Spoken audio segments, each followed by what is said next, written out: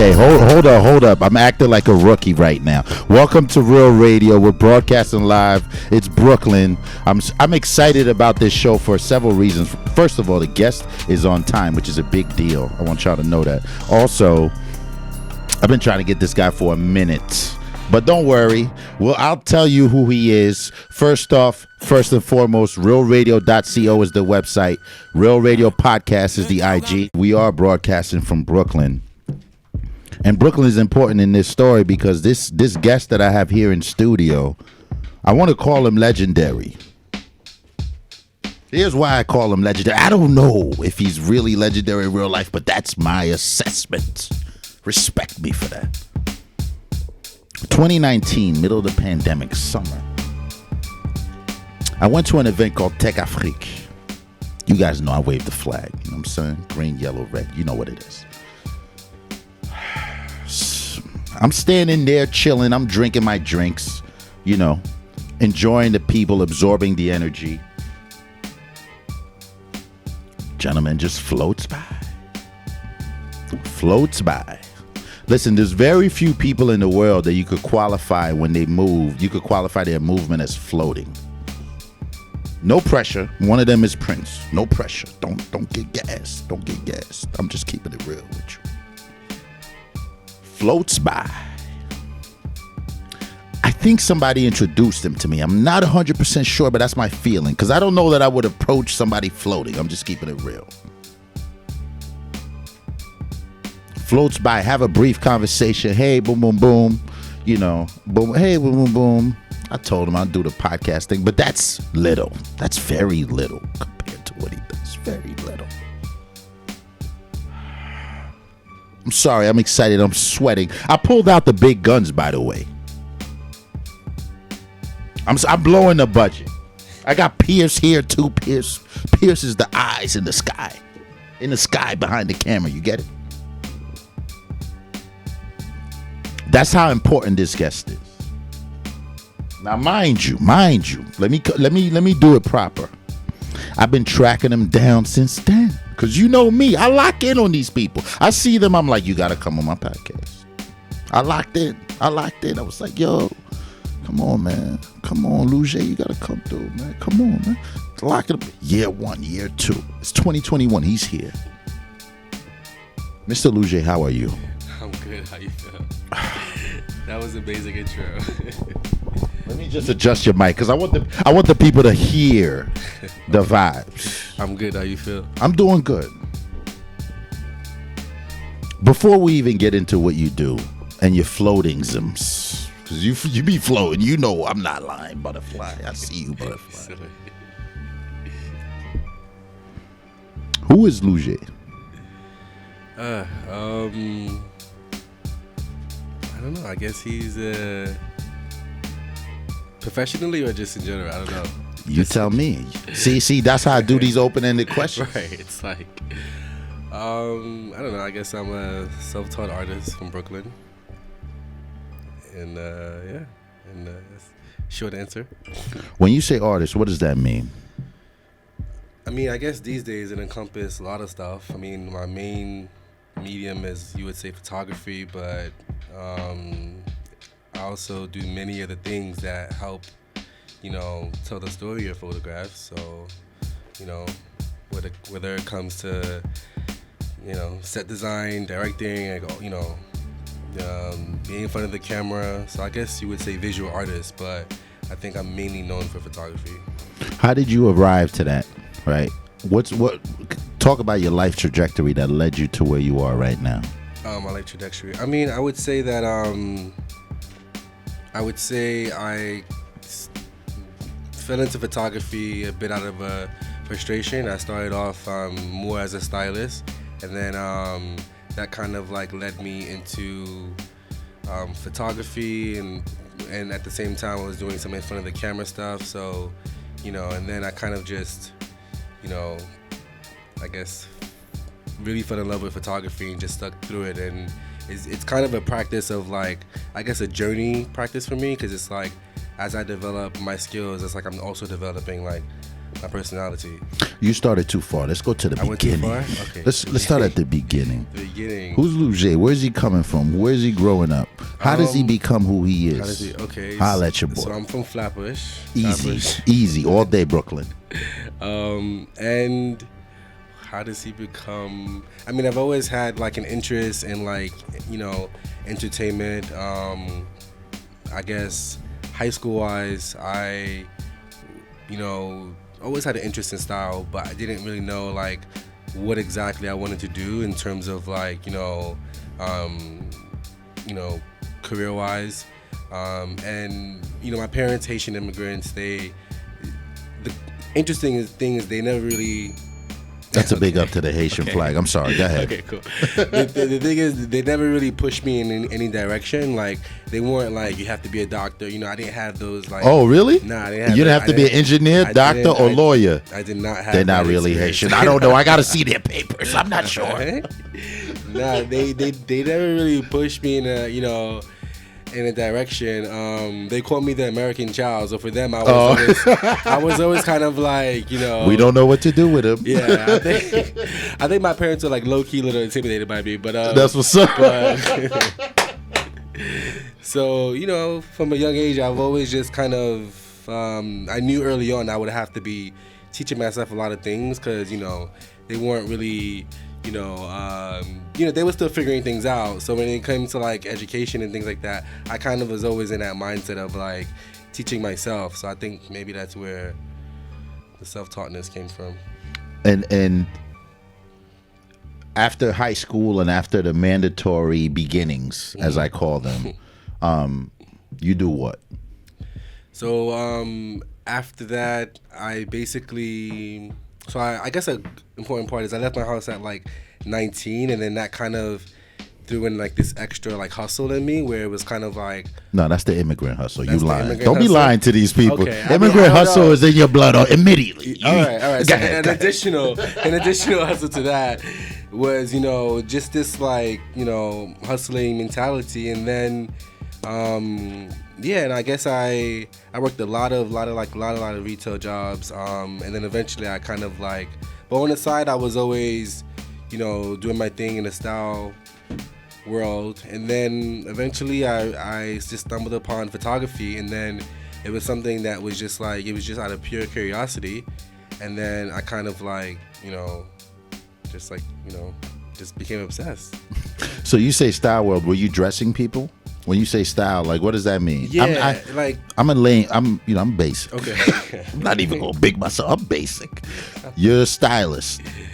How does that work? Kind of, sort of. I was kind of like getting into like being a stylist, like dress, like you know, dressing people for, you know, photo shoots and things like that. Who are you dressing? It was honestly. What photo shoots are you doing? Honestly, I was kind of like it wasn't really anything like major. I was just kind of like. Filling it out, you know, I figured that, okay, let me try this out. But I was assisting someone that was working at Essence, and I was assisting, like, she had a personal magazine. So I was kind of like just dabbling into it and doing my own like shoots and things like that. But nothing like. I'm going to bring this closer to me because you're going to be dropping these gems and I'm not going to be ready. By the way, by this, I mean this. Because this guy's out here saying, I wasn't doing anything big, it was just Essence. No, but I mean, okay. But I was like, it was like unpaid stuff. I wasn't really like, you know. Yet you were you were learning and positioning yourself. Okay. Let's not disrespect because listen. We'll do a shameless plug because once the people look you up, they'll be like, oh, okay, that guy was on Real Radio. That's right. Okay.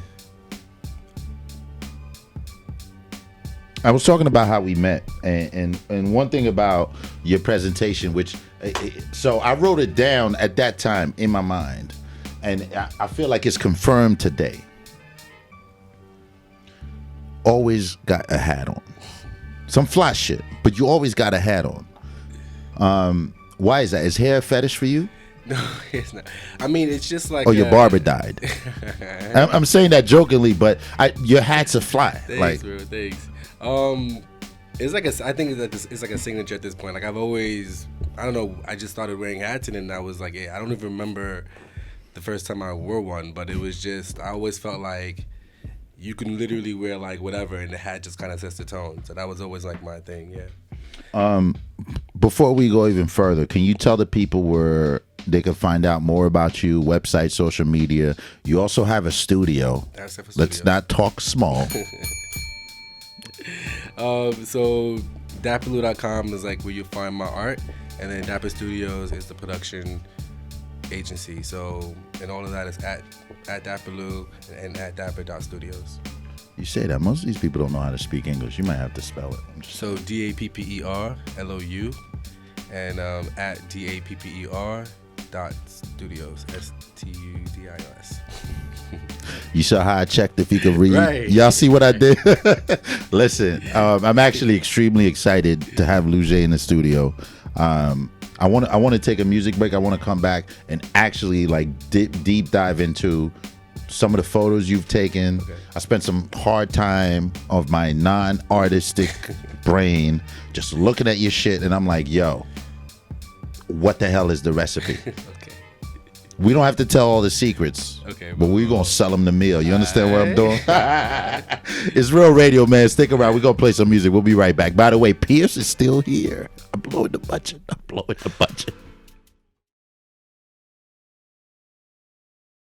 I had a few questions about some of the visual capturations. I'm coming up with words because I think I'm an artist, but just because when I'm around this energy, I be just being out of control. But anyway, let me focus back on what I'm trying to get to.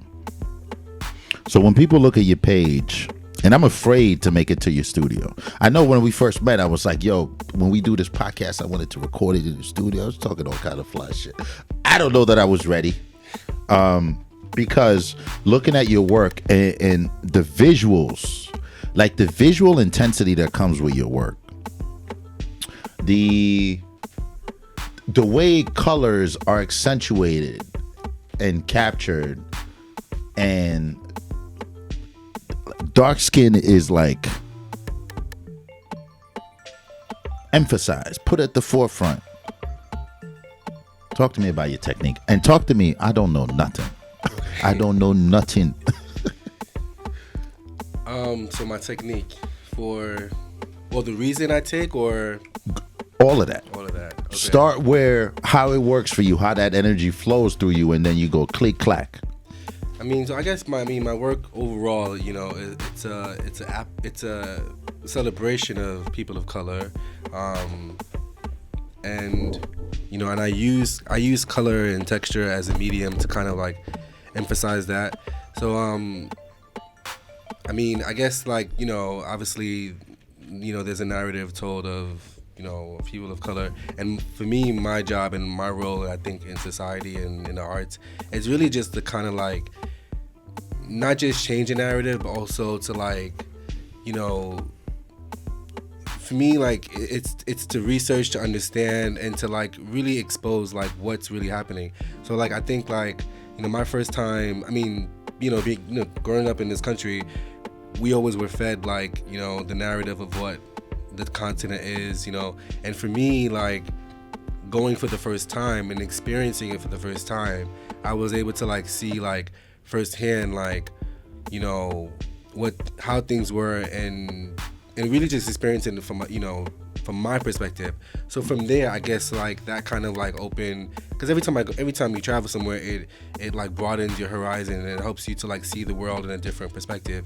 So I think, like, you know, that in itself just helped me to like understand people better. You know, when I travel, I have more like, you know, empathy. I have more like, you know, I just understand people and language and body and all these things better. So, you know, so for me, it's like I get to change the perspective that people have of the continent, you know, and I think that's one of the reasons why, you know, and not just on the continent, but just anywhere in the world that I travel to, you know, I get to change people's perspectives on it. And don't get me wrong, you know, sometimes there are the negatives, but my thing is, like, my goal is to focus on the positive aspects of things, you know, because, you know, any city you go to, you're going to see, you know, the beauty, and you're going to see the danger, but it's really up to the, you know, to the viewer to figure out what avenue they want to focus on. You know, do you want to focus on, one side or the other side. So I think that many times you were fed the negative narrative, and for me, I think as an artist, I want to really focus on the positive aspects of it, and I celebrate that through the way I edit, through the way I color images, and even the people that I photograph. So you add color to the images, or you accentuate color somehow. Yeah, so you don't have to sell me the rest. Yeah, so I'm really big into kind of like it's almost like I'm painting. You know what I mean? Like I basically am like using a brush, and I decide colors and effects that I just really want to amplify the image or the experience. Are you actually using a brush? No. Okay. Sometimes, but I'm that dumb. I'm just saying, like, are you like, how does this process work? I don't know how to explain it. It's just I just kind of. Don't explain it. Let's go back. So you're taking these pictures. Yes. Is this a photo session? Is it a photo shoot traditional? Meaning, like, you know how we say, hey, today we're going to take pictures, bring X person bring these different outfits? Or is it more so you're just there, people are living and you're capturing? How does that work for you? So it's a little bit of both. Every trip is different, but sometimes, like, where I like to document the most is I'm really big into like nature, so you'll see me document most of my places. We're gonna talk about that. Yeah, most of the places are greenery or the beach, because I think that's where a lot of people are the most happiest and they're the most joyful in those elements. So I document a lot of people by the water. I forgot my thought. I was gonna say something. I forgot. What was the question? I was going to say, like, is your technique more so like a setup, meaning a photo shoot? Yes. Or is it more so you're capturing people living? So so a lot of times I am capturing people living, and then there are times where like I will, set up a shoot. So it really just depends on like kind of like the image that I want to create. And sometimes, like, for example, in Namibia, there's like a Himba tribe that I documented, and when I first met them, subtle flex. When I first met the women in the tribe, I mean, I'm not gonna lie, I was nervous because I was like, it's like I was researching them, and it's like, to see them. Oh, you're targeting these people. Yeah. By these people, I mean like this particular, in this case, tribes or groups of people that you're looking for. Yeah. Sometimes How does that work?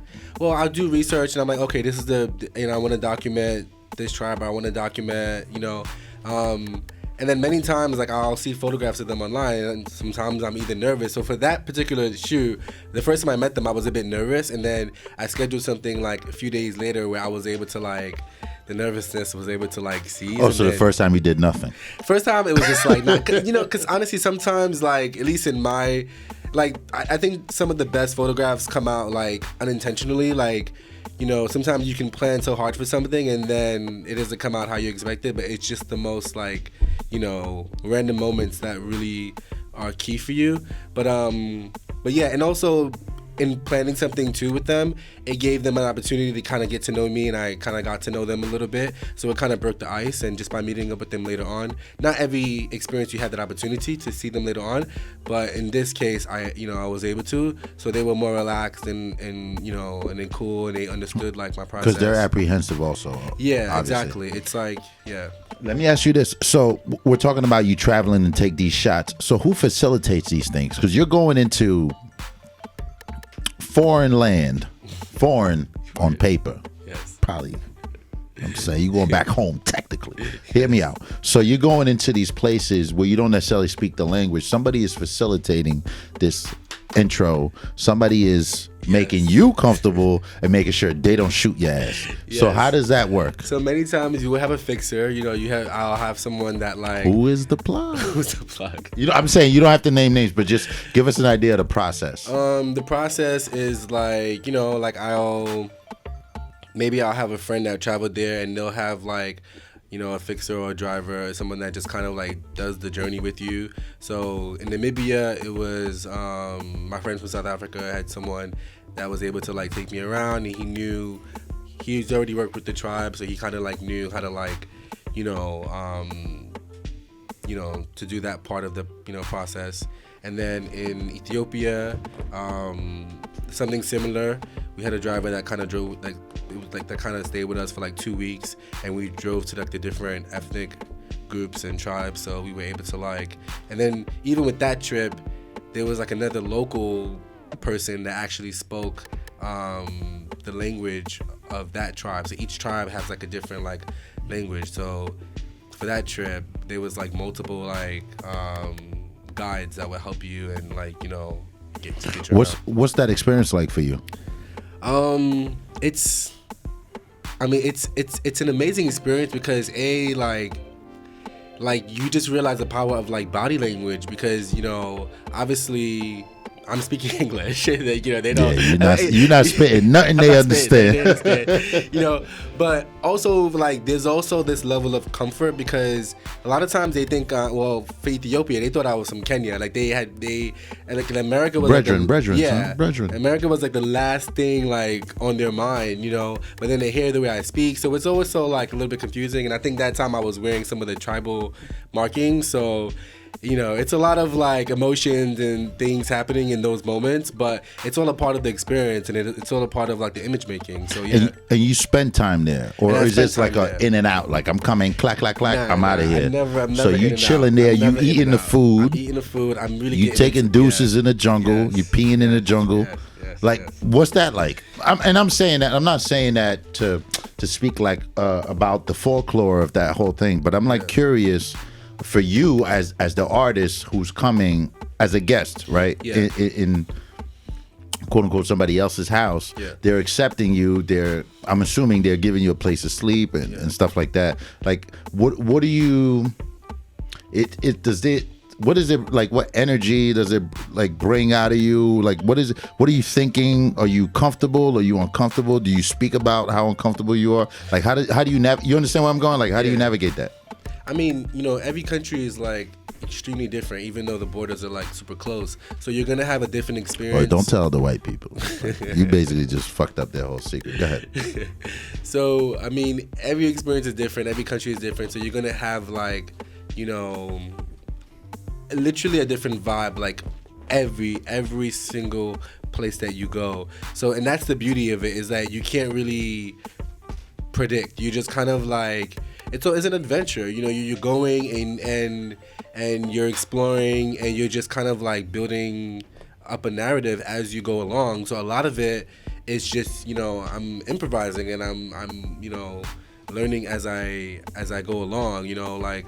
So, you know, in Zanzibar, because it's like sometimes you have your own preconceived thoughts, you know, and then like for Zanzibar, for example, when I got there, like it was like pure like black utopia, like paradise, like everyone is like Hakuna Matata. Don't chill. tell them the secrets, bro. I'm saying this is what I experienced, and everyone was just like super.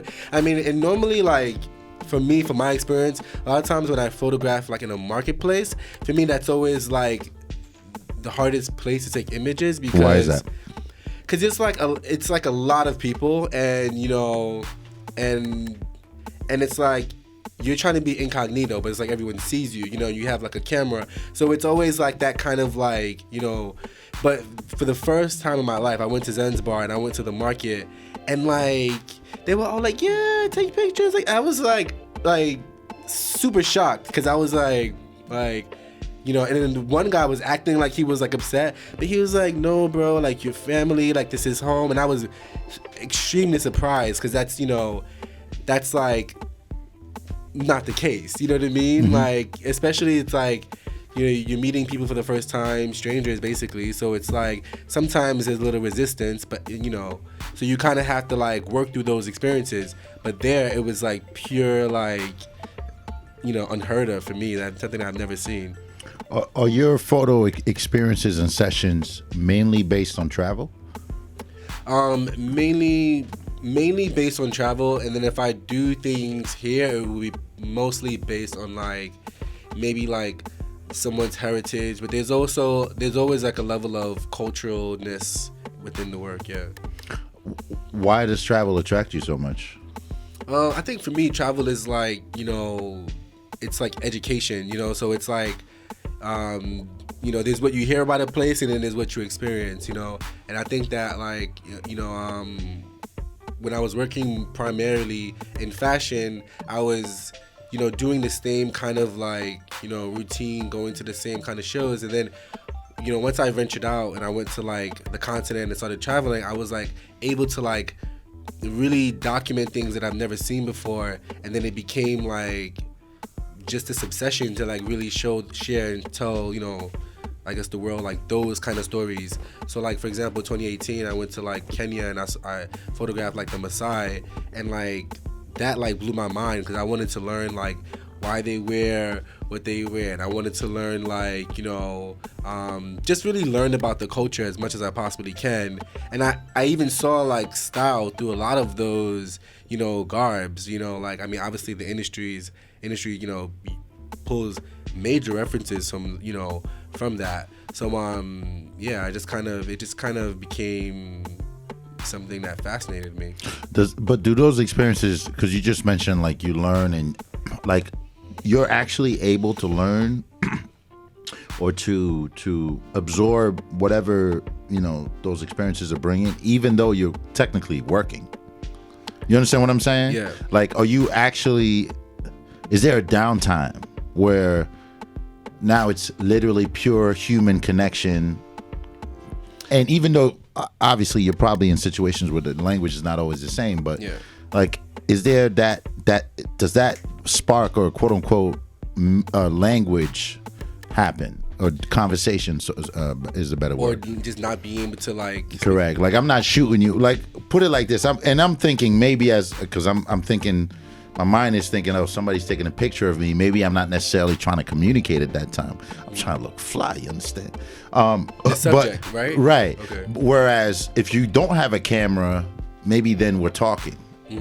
Like, do you get that? So like kind of like me with the camera versus me without? Yeah. Do you get that exchange, that cultural exchange? Yeah, I mean, you definitely. And how does it? And how do you get that? Yeah, you definitely get the culture exchange because, I mean, you're in, what do you mean specifically? Like, so what I'm saying is like, so you get there, you have a facilitator or a fixer, and he explains to the people, here, I'm here to shoot such and such thing, or he wants to shoot blah, blah, blah, and then he does a translation. The shoot happens. When you're not shooting, what's happening?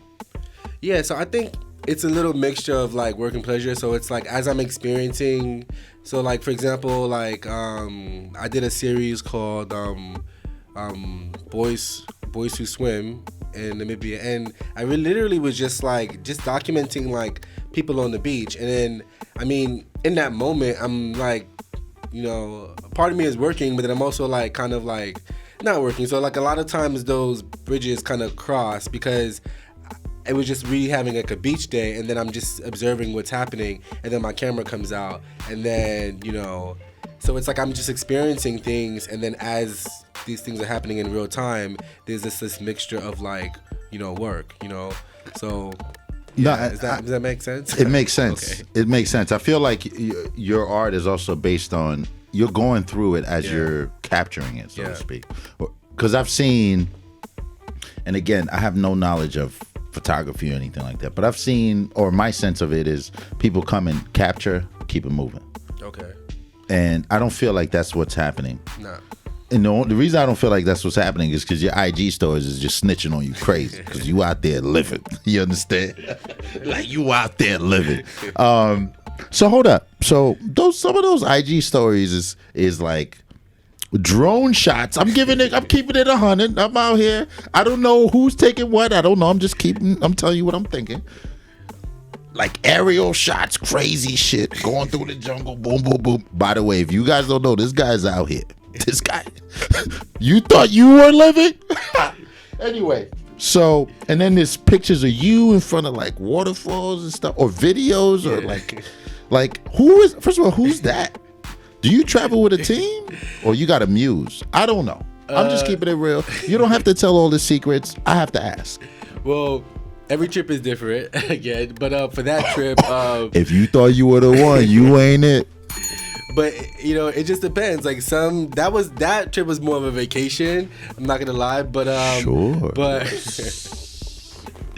But yeah, like sometimes I'll meet with the local like photographer that happens to have a drone, and then then we kind of like Ling, and then so for that specific trip, yeah, I kind of met like a videographer, filmmaker. He had a drone, and we just kind of like explored around together, you know, and then we just kind of like created some content. So yeah, so I'm very, again, adventure boy. So it's like, you know. How do you pack? I pack extremely light. I pack very light. I believe that. Yeah, I believe that. I believe that for several reasons. So I feel so your art, at least what you display, is eye capturing, exuberant to a certain extent. But your style is like, aside from the hat, dark colors. Last time I seen you were wearing dark colors too. Unless you flexing, like on IG you be flexing. But I feel like if you outside in the street, regular, you just dark colors. But it's and again, that's a very basic impression on the few times I've seen you. But it's in direct contrast to what you reflect in your art. Yeah. Does that mean something? Is there a reason for that? Or maybe I'm lying. I could be 100% wrong. I mean, I guess it depends on the season. Like, I guess I met you. No, I seen you in the summer. You see me in the summer? Don't be lying. Dark colors? That's a fact. You were wearing all black. Oh, okay. I think I'm either in all black, all white, or prints. But mostly when I'm traveling, I'm a little bit more expressive. But for the most part, you know, I try to keep the style as, you know, as minimal as possible. But yeah. Do you not have empathy for the folks here? Because earlier you mentioned that, you know, when the experience of traveling and capturing brings out a sense of empathy. Do you not have empathy for us black folks struggling in Brooklyn? No pressure. You said it. I'm just trying to ask you. No comment. yo, no big comment. Up, man. No. Listen, I actually think I don't know, and I'm gonna ask you this question later on, but I don't know, and I've spoken to several people who've looked at your stuff just to get a sense of the reaction. There is no, so far, and again, this is very anecdotal. There hasn't been reactionless, like whatever. And you mentioned you have a studio. Obviously, you're capturing things. What does that mean? Like, are you preparing like are you running a gallery? How does that get expressed? Does that make sense? Like, how do you put it out there? IG don't count. Don't tell me IG. Well, you're touching on a. So there's something in the works. There's definitely a few things in the works. That's what I do. I'm not at liberty to say, but definitely there's some things in the works. But the studio was started on like a different kind of like premise. It was like I started the studio like 5 years ago, and I got a physical space, and it was really a place for me just to bring my friends kind of like together and for us to like create artwork together. So I was more focused on like. At the time, I was doing like, well, the studio actually is more of like a place for me to create work, but it's also a place for me to do like more like commercial. And so I kind of divided my business into fine art and like, you know, the commercial side, where we also tell narratives of people of color, but for commercial brands. And that's, but lately it's kind of been turning into more of like a gallery space a little bit, not intentionally. It's just, that's just where I am right now in my life. So yeah, I think as you can see, like my career, it's just all like as I go through life experiences and you evolve as an artist. I think the space serves like different purposes. But yeah, it's a place where I create like. So for example, like let's say I go to a country and I'll come back with maybe like some souvenirs, maybe that I purchased from a tribe. And then in studio, what I like to do is I like to recreate, or I like to use like, talent that I know here to kind of incorporate that into like the studio kind of aspect of what I do, like, shooting in studio. So that's one aspect. And then yeah, if we're shooting for like a brand, a lot of times we'll do projects as well in the studio. So yeah, so anywhere from like ex-client to ex-client, So listen, I want to take a music break. I want to come back. You brought up the commercial aspect of it. I want to talk about it. just because I think it kind of brings reality, hence the name of the show, Real Radio. Holla at me. The folks who want to follow a similar path and they understand the mechanics behind it. Okay. Because it's cool to take cool pictures. Yes. But how the hell do you make a living out of it? Yes, you understand? Yes, I agree. You're listening to Real Radio, man. Reach out to us, Real Radio Podcast on IG. It's Real Radio Pod on Twitter. Listen, I'm an amateur. He's the expert. So stick around.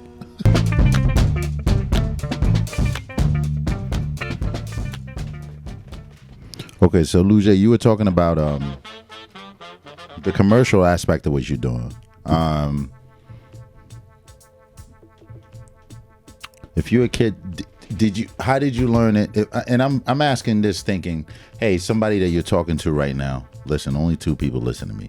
But those 2 people, one of them could be like, yo, I'm trying to do what you're doing. I have that interest. Step 1, step 2, step 3, after I get through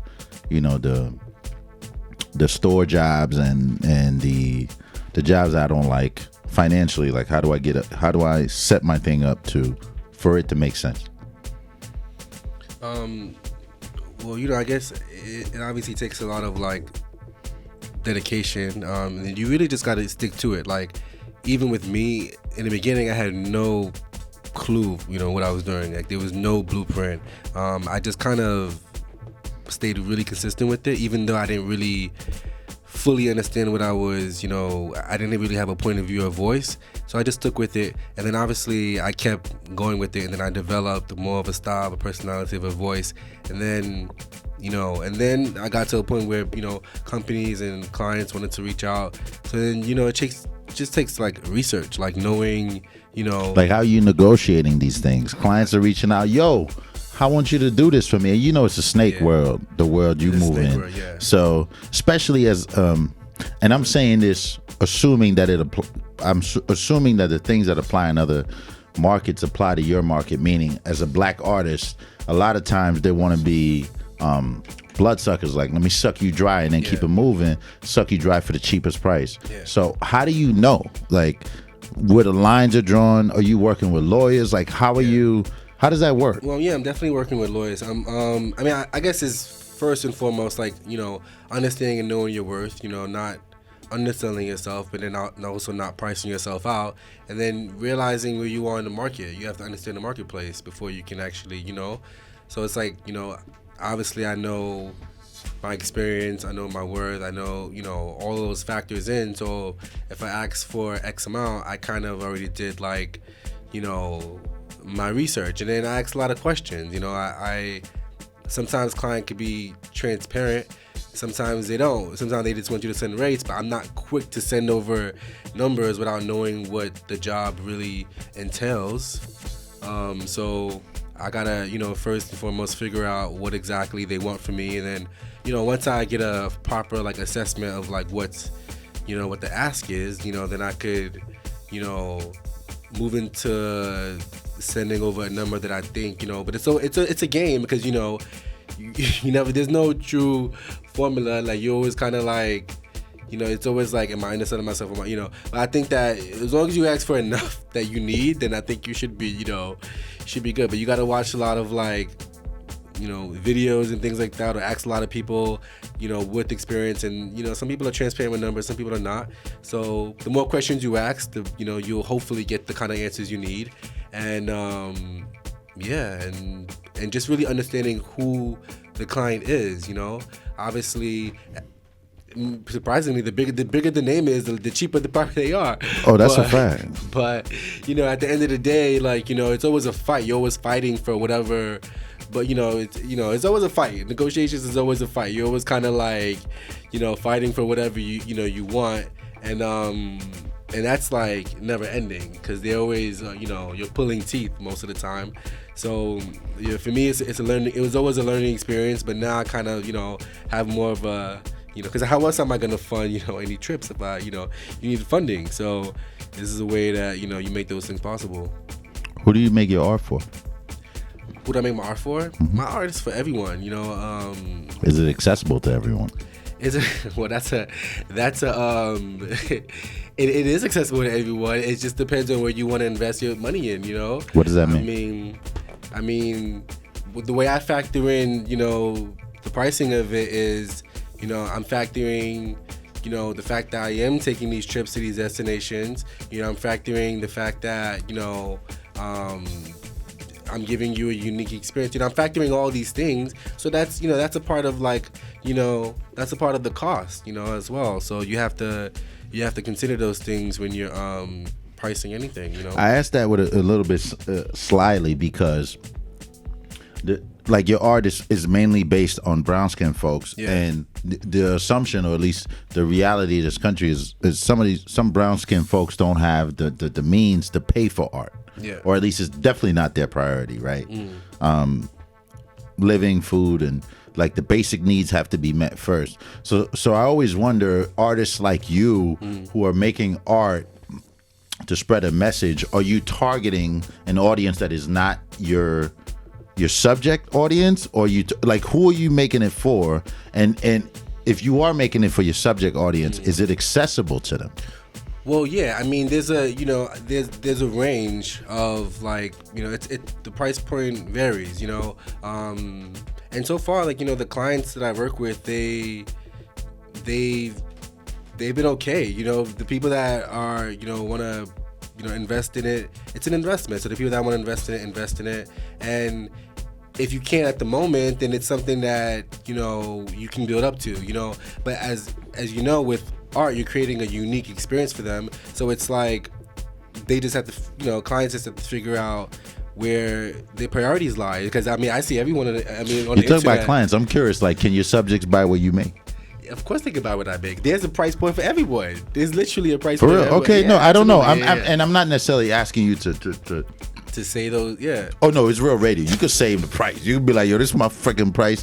Y'all ain't there. We ain't with you. But I'm just saying, I'm always curious. Yeah. So is what I'm doing accessible to degular people, or is what I'm doing? People? Oh, degular is me.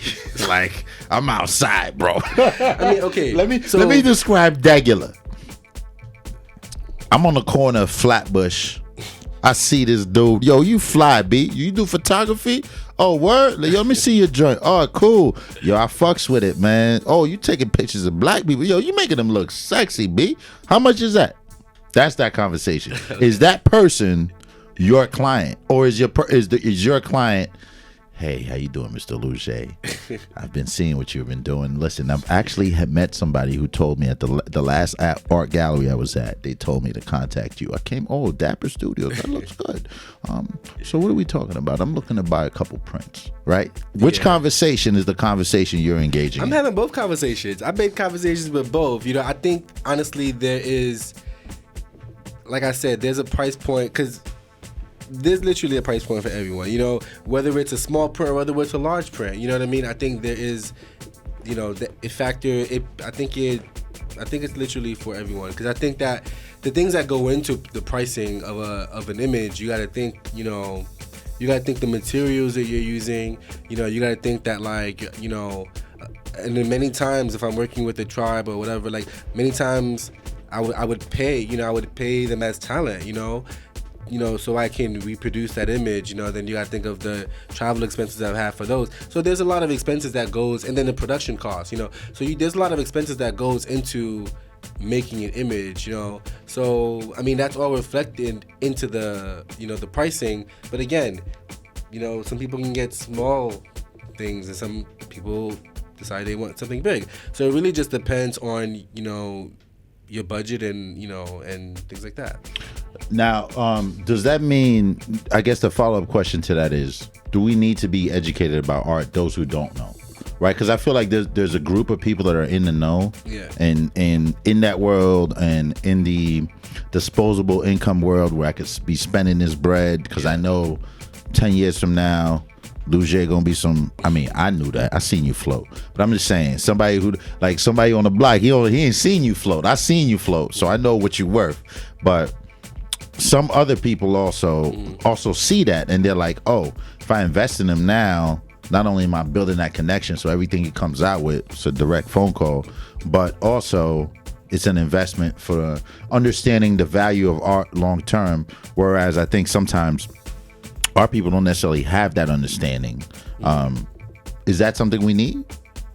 To what, invest in? No, like, do you think overall, not necessarily with respect to what you do, but is art something that you think needs to be more discussed within the black community, since that's your subject community? And is art, and by black I don't mean uppity black, I mean regular black, right? So is that something, even immigrant blacks, right? Like, I don't necessarily know that we value art the same way like a white person on the Upper East Side values art, right? Is that a conversation that needs to happen? I think that's a conversation that's been happening, and I think that I'm realizing that there is a value. I think that our people are definitely understanding and valuing art, and I think it's up to the artists to really explain or to educate, those that maybe don't know, what the value of art is, So it's like, because it was a point where I didn't understand the value of. Oh, you were there too. I mean, yeah, like. You were regular degular. You were regular. No, you ain't no regular degular. You floating, B. You floating. But yeah, there was a point where I barely understood how, I would walk into a gallery and I'm like, how is this thing funded? So I had to educate myself before I even entered into like that market. I mean, I don't consider fully myself into like, the art world, because that's like a whole like thing. But I do consider myself like, an artist, and I do see, I had to educate myself on the value of art, and because before I even started selling prints, I had to do so much research on even why artists would even sign their signature on a print. I had to understand like what is the value of it without a signature. I had to understand like what papers to print on, so I had to do like a lot of research myself before I enter anything like career wise. I always make sure I want to know, so that way if I'm questioned or I can be able to explain exactly what I'm doing and things like that. And once I did my own research, then I was confident and comfortable and say, okay, cool, now I can approach this from a creative aspect but also from a business aspect. I ask every artist this: were you extra productive during COVID? Extra productive? Yeah, I definitely was. Because we were all sitting at home. Nah, Maybe you weren't. I know you were bouncing around. I was bouncing around. I mean, I had moments of like, it's just innate in me to create. You know what I mean? It's like, that's like, that's just, what I do. But I think when it first started, I think I was just digging through my archive and just like revisiting things and looking at, my previous work and just, I'm always examining like things I've shot in the past, why I've shot them, and how can I improve. So I think the beginning of COVID, I kind of was just really looking into like my own work.